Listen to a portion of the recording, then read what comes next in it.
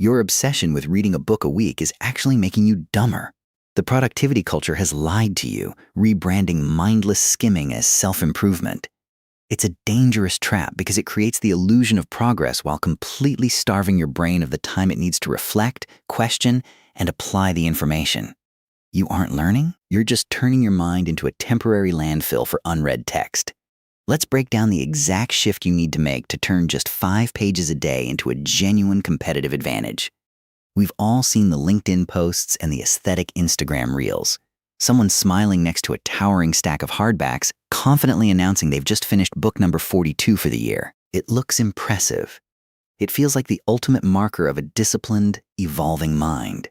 But if you were to stop that person on the street and ask them to explain the core thesis of book number 12, the one they read back in March, you'd likely be met with a blank stare, a few stuttered buzzwords, and a quick subject change. This isn't a failure of intelligence, it's a failure of pacing. When you force yourself into a strict quota of a book a week, your brain stops treating reading as a vehicle for deep learning and starts treating it like a chore list. You begin checking pages off like items on a grocery run. This creates a highly comforting, yet deeply dangerous psychological phenomenon known as the illusion of competence. Because your eyes scrolled over every single word on all 300 pages, your brain tricks you into believing you've absorbed the wisdom within them. You get a nice little hit of dopamine every time you close a finished cover. But there is a massive, yawning chasm between consumption and comprehension.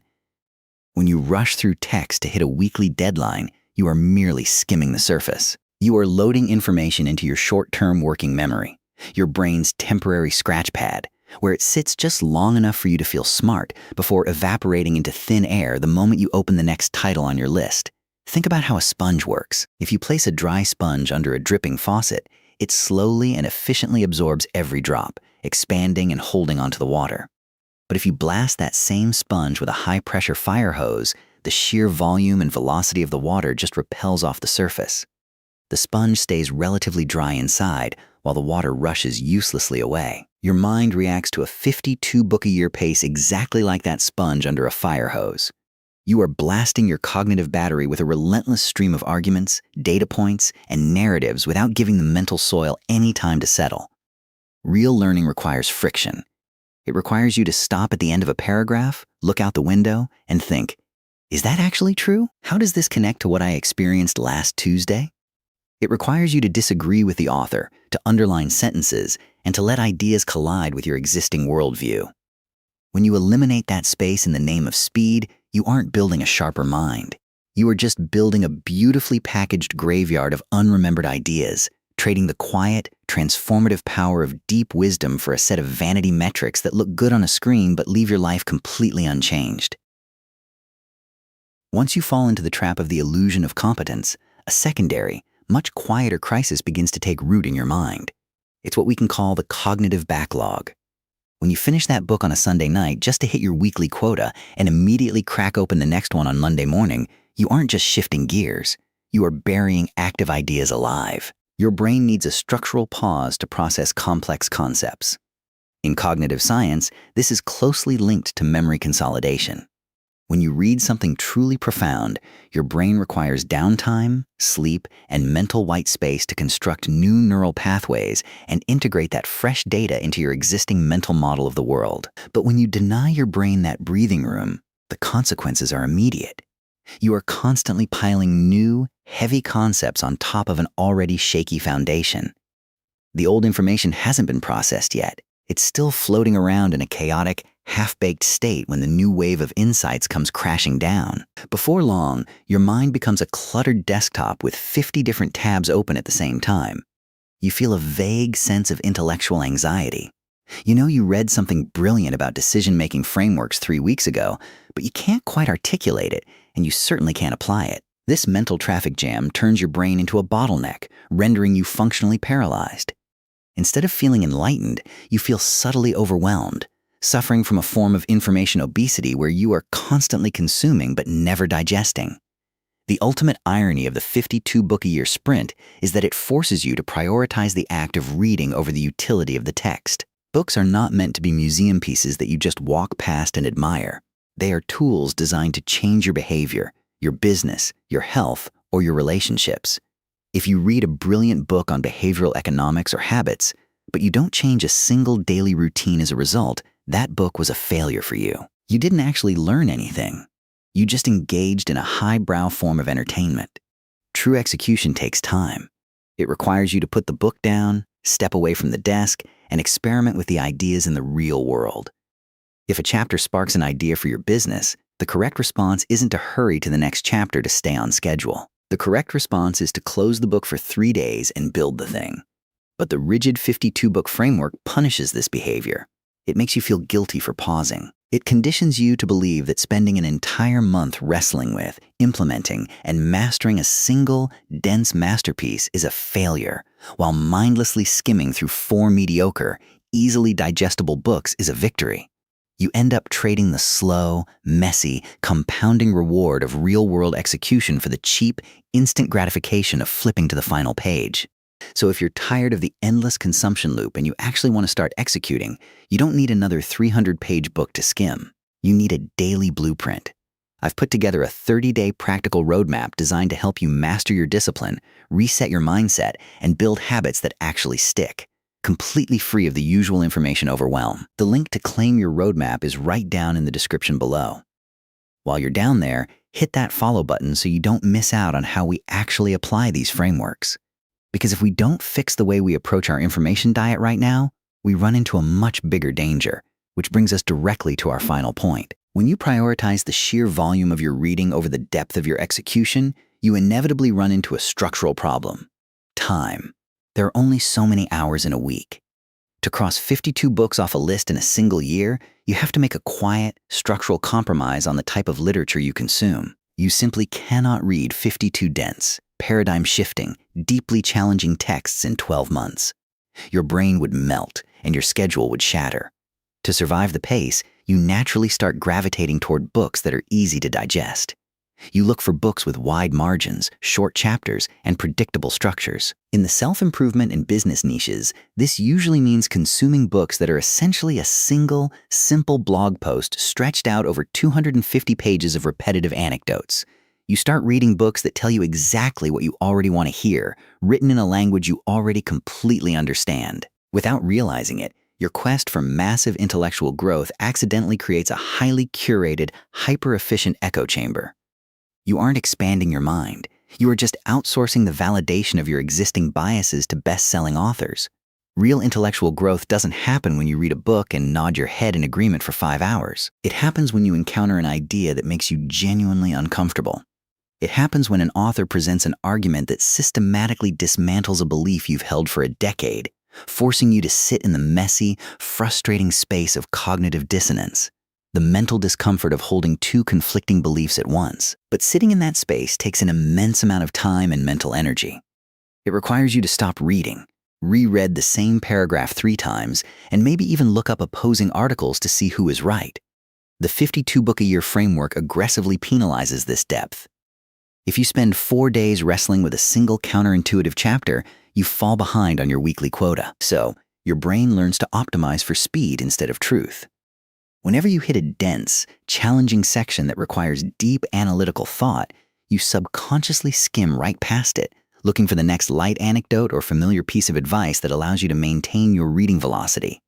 Over time, this fast food approach to literature changes the very structure of your mind. You become incredibly proficient at recognizing familiar buzzwords, but completely unequipped to handle nuance, complexity, or contradiction.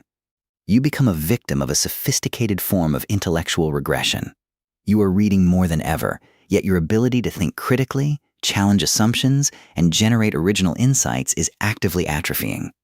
You aren't building a sharper mind. You are just building an echo chamber on autopilot, mistaking the familiar echo of your own thoughts for the acquisition of actual wisdom. Once your reading habits have trapped you inside this curated echo chamber, the final, most damaging stage of intellectual regression begins to take hold.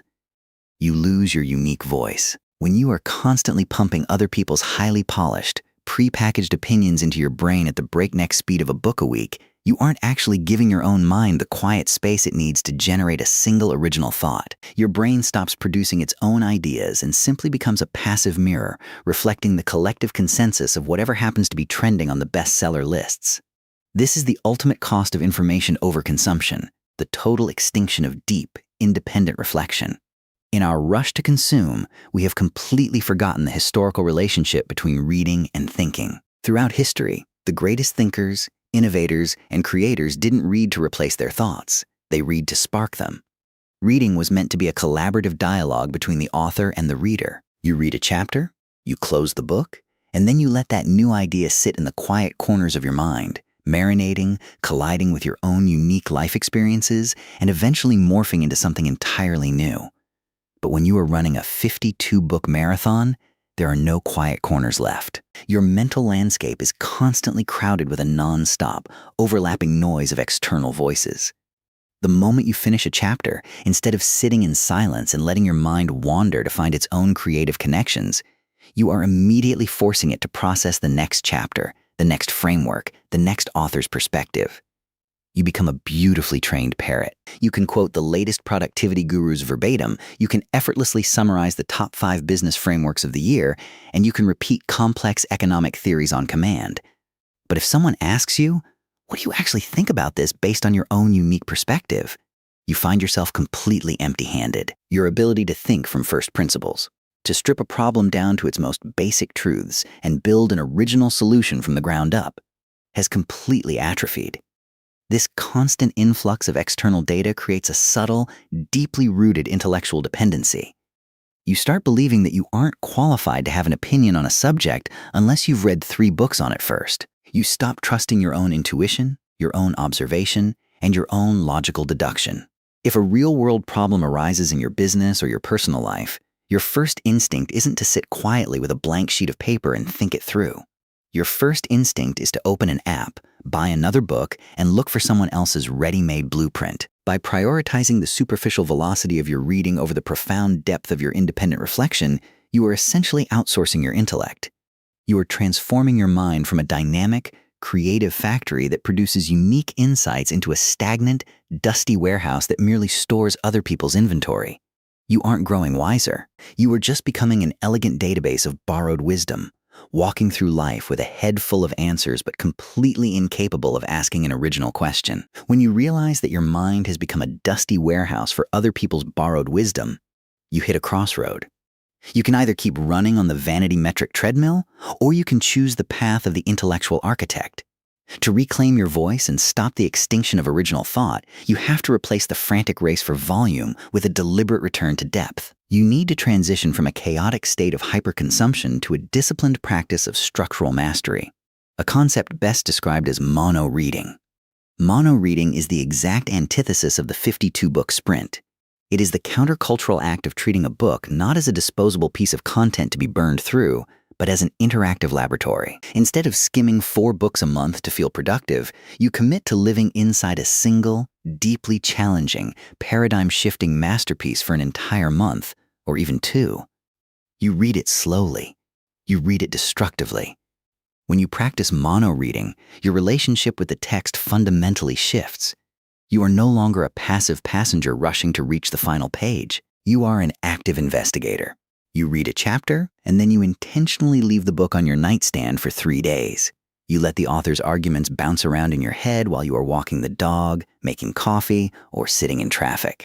Because you aren't crowding your mental landscape with the noise of a brand new title the very next morning, your brain finally has the quiet white space it needs to do its real job: synthesis. This is where original thought is reborn. In the silence between chapters, the author's insights begin to collide with your personal history, your specific business challenges, and your unique observations of human behavior.